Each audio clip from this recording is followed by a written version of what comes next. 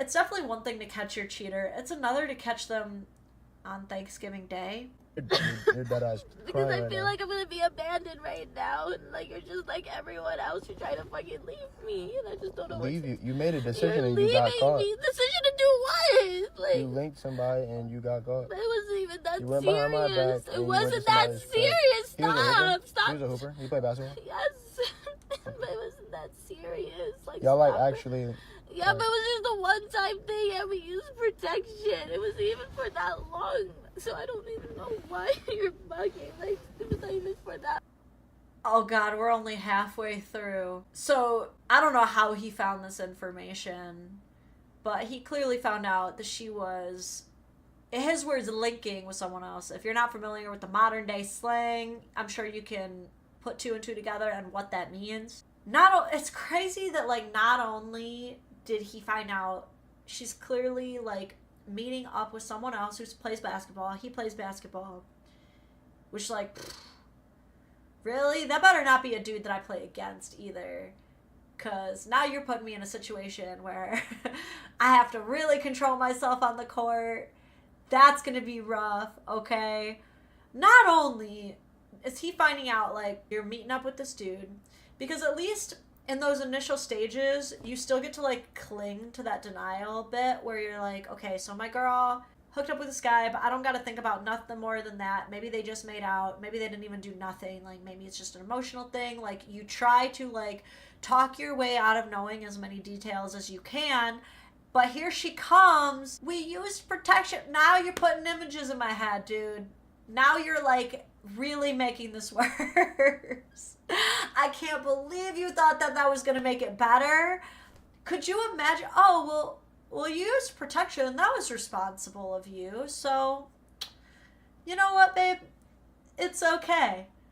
Do you think that's worked in the past for her? Because I've definitely heard of people doing this shit.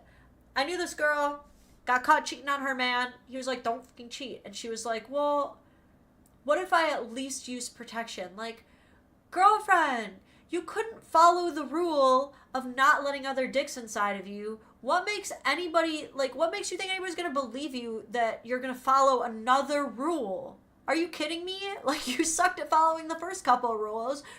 Adding more rules is not gonna make the situation better. And then we didn't even cover the fact that she was like, you're gonna abandon me, I'm gonna get abandoned again. Like, well, did you cheat before too? There is a big difference between someone abandoning you. When we use the word abandon means y'all were supposed to be together. Y'all were supposed to have each other's backs.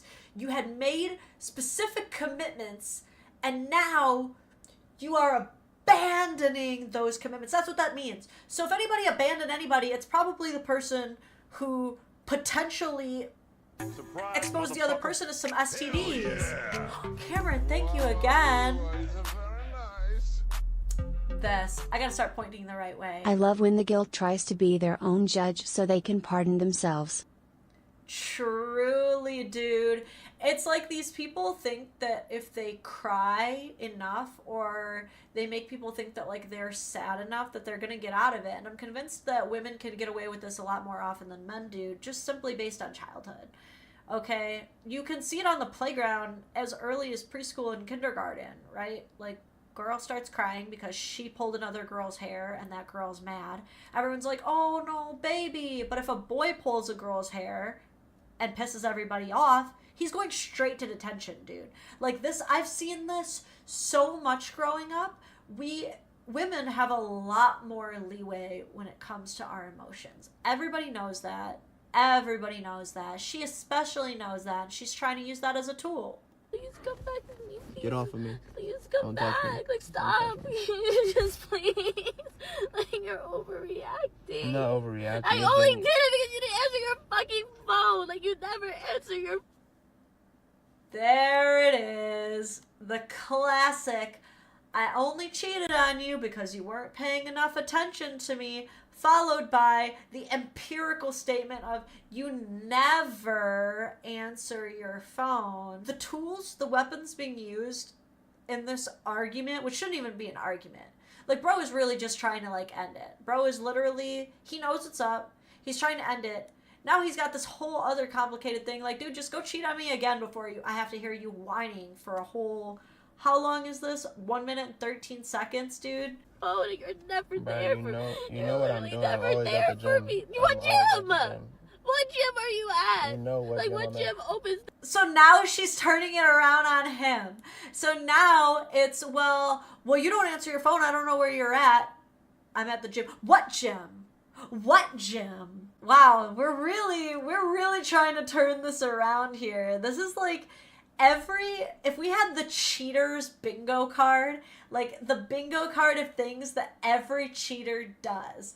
Like, it's the gaslighting, it's the crying, it's the I only did this because you were too busy for me, it only happened once, it wasn't even that serious, you're overreacting. Like, how many different bingos do I have going on right now? That, like, you're a fucking liar.